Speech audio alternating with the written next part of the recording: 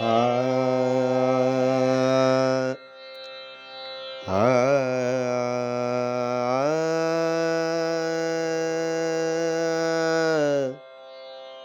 है हर भजन को परमान, है हरि भजन को परमान, भजन को परताप ऐसो, भजन को परताप ऐसो, जल तिरे पाषाण गीध गणिका,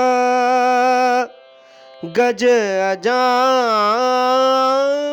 गीध गणिका, गज अजामिल चढ़े जात विमान, है हरि भजन को परमान।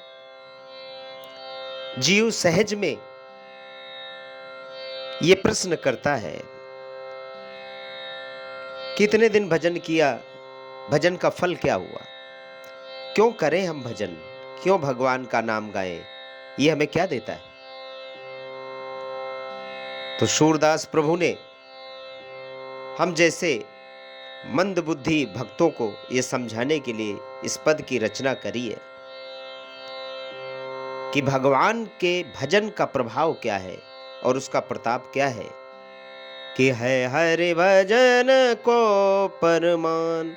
भजन का प्रमाण, भजन का प्रमाण है कि राम नाम लिखकर बानरों ने समुद्र में पत्थर डाले सो तैरने लगे। अंगद ने लंका में रावण के दरबार में अपने पैरों को रोपा, किसके बल पर, भजन के प्रभाव के बल पर, राम के नाम की महिमा को सुमिर कर। आहा, कितना सुंदर पद है, भजन को परताप ऐसो, जल तिरे पाषाण, कि जल में पत्थर भी तैर जाते हैं। भजन का इतना प्रमाण है, इतना प्रभाव है।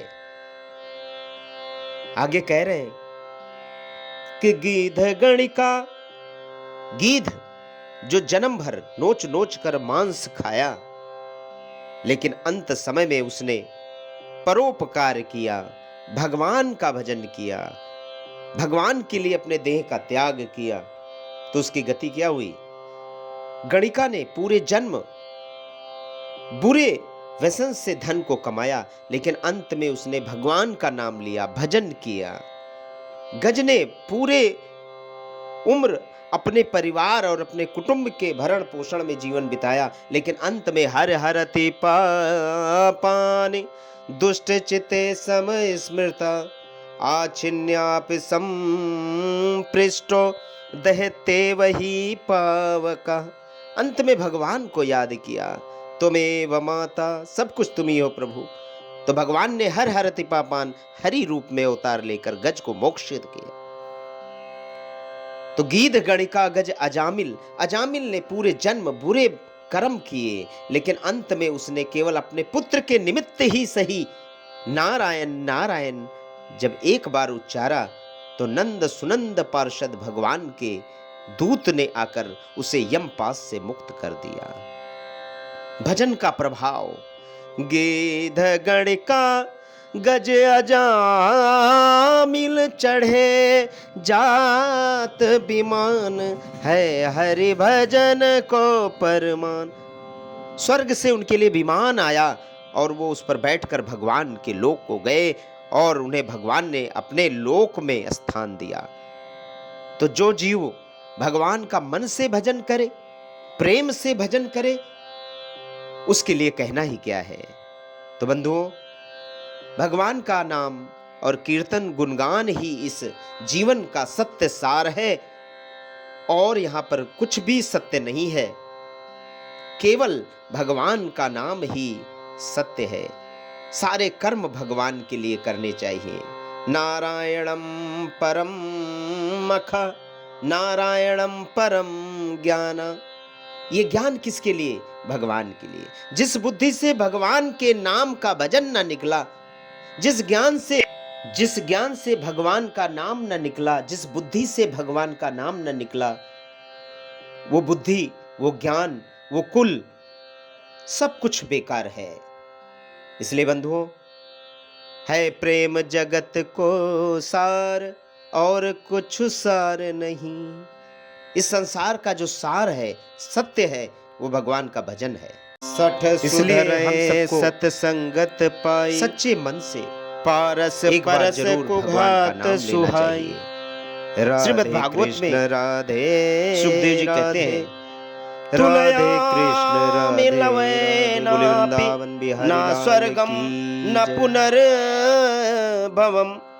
भगवत सतसंगी संगस्य मर्तयानाम किमुताशिषः।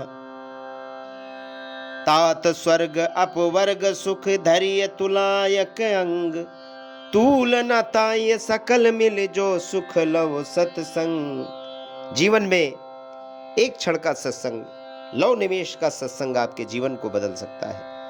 अजामिल का सत्संग क्षण का ही था। बोलो वृंदावन बिहारी लाल की। देव ऋषि नारद का ध्रुव के साथ जो सत्संग था, वो क्षण मात्र के लिए ही था। तुलयामे लवे नापि ना स्वर्गम ना पुनर्भवम। एक क्षण के सत्संग की तुलना, एक क्षण के सत्संग की महिमा तो स्वर्ग और अपवर्ग के सुखों से भी बढ़कर है। अजामिल का संत महात्माओं के साथ एक क्षण का ही सत्संग था। देव ऋषि नारद के साथ ध्रुव का एक क्षण का ही सत्संग था। और हिरण्याकश्यपु का उसकी पत्नी कयाधु के साथ का किया गया सत्संग भी एक क्षण का ही था। जाने अनजाने में जिस प्रकार से हो, भगवत नाम सदैव पूंजीभूत होता है, पूंजीभूत होता है, पूंजीभूत होता है।